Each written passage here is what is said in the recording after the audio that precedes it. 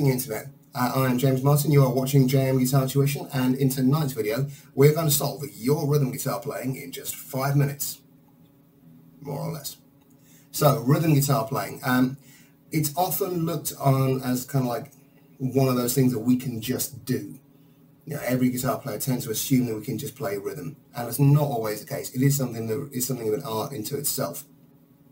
It's a less visual thing than it is playing flashy solos, but arguably it's a great deal more useful. And there is, of course, the oft-told joke about guitar players that we will spend 90% of our practice time practicing lead, but 90% of our playing time playing rhythm. And unless you're in an Yngwie Malmsteen tribute band, that is true. And there's a great deal of subtlety to rhythm guitar playing. It's not simply about banging out bar chords or power chords or whatever. We're talking dynamics. We can talk chord voicings. We can talk all the ways that you can harmonise and fit in with a band. But tonight, though, we are going to focus purely on the rhythmic aspect of it. And we're going to look at crotchets or quarter notes, which are worth 1 beat. So 1, 2, 3, 4. We are going to look at quavers or eighth notes, which are half a beat, so 2 to each beat. 1 and 2 and 3 and 4 and we are going to look at 16th notes or semi-quavers, where we're looking at 4 to the beat, 1 eander, 2 eander, 3 eander, 4 eander, and quaver triplets, where we're playing 3 to the beat, 1 eander, 2 eander, 3 eander, 4 eander. And I'm going to be playing each of those rhythms with this chord here. This is an E flat dominant 9, or E flat 9 for short.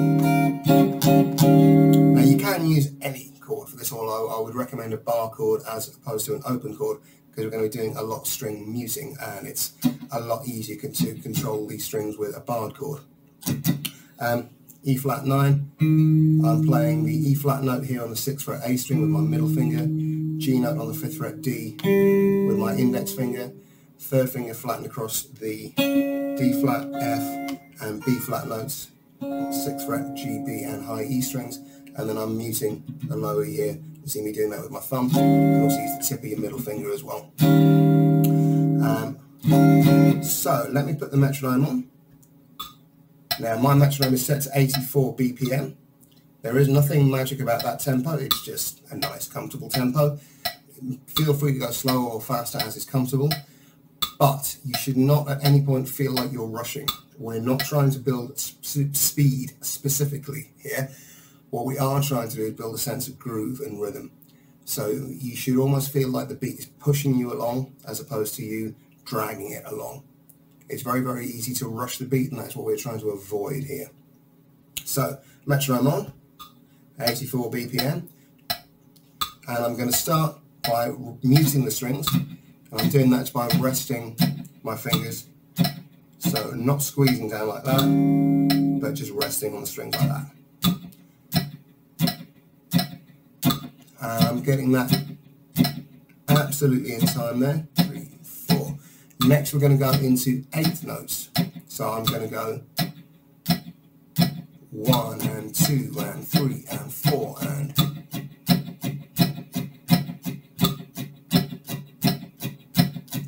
and 2 and 3.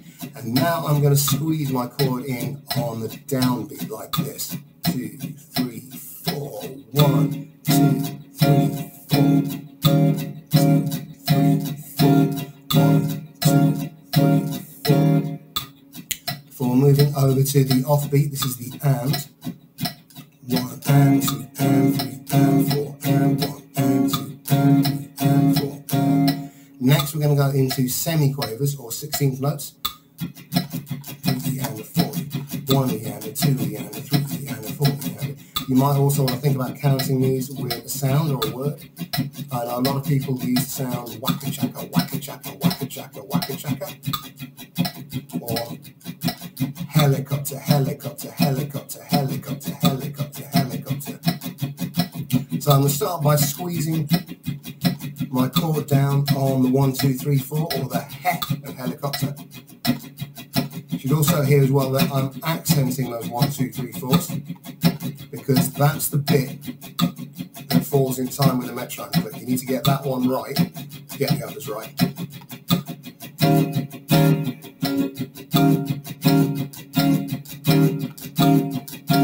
I'm also just going to say a little bit about wrist technique here. So what we're trying to do here is keep a nice, loose, relaxed wrist. You want to think about it in motion. Should be like shaking water off your wrist, or as my old guitar teacher, Brian Thompson, praise be upon him, would call it having a drunk wrist. Lolloping, flopping, all over the place. You're aiming to let gravity and momentum do as much of the work as possible here. And just warn you as well, you are going to lose your pick, because the only advice I can give on how hard to grip the pick is just tightly enough, which of course is useless until you've had that pick go flying across the room a couple of times. So it's going to happen, it's fine, all part of the learning curve. So on the downbeat, 2, 3, 4, 1, 2, 3, 4. Across to the and or the cop of helicopter. So that's a helicopter, helicopter, helicopter, helicopter.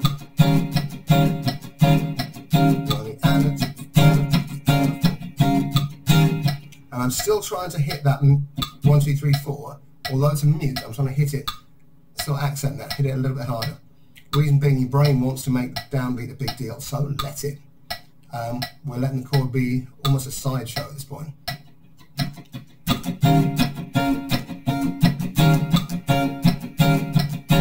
And now I'm going to put it onto the E, or the lick of helicopter. 3, 4, 1, piano, 2, piano, 3, piano, 4, piano, helicopter, helicopter.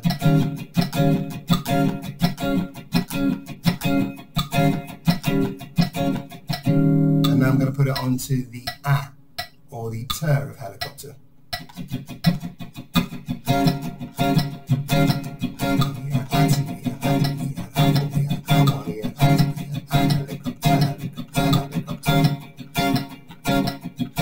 And you should almost get a sense with that of the note almost like gasping for breath before the downbeat comes in.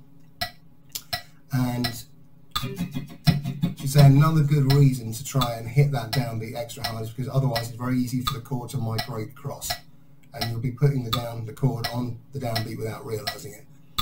Okay, moving on to the final rhythm, which is triplet. So we're thinking here, and a 4 and a 1 and a 2 and a 3 and a 4 and a. So we're thinking slow blues.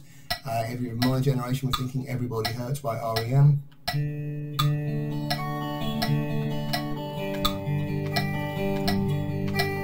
That kind of rhythm. 1 and a 2 and a 3 and a 4 and a. Now, if you find these trickier, I can tell you exactly why. It's because your first and third beat, you're going down, up, down, and your second and fourth ones, you're going up, down, up. So you're accenting the downbeat like you should be. You're going to move, you're going to alternate from accenting a downstroke to an upstroke to a downstroke to an upstroke. I'll show you what I mean. 2 and a 3 and a 4 and a.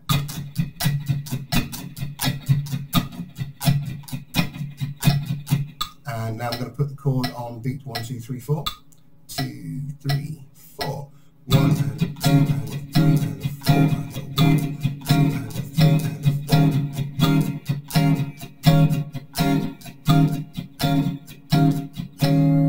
and a 4. And now I'm going to put it onto the A. 2 and a 3 and a 4 and a.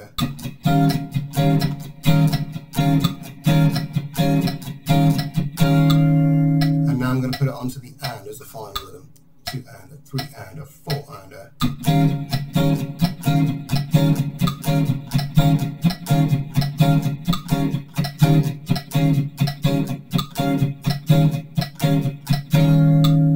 There we go.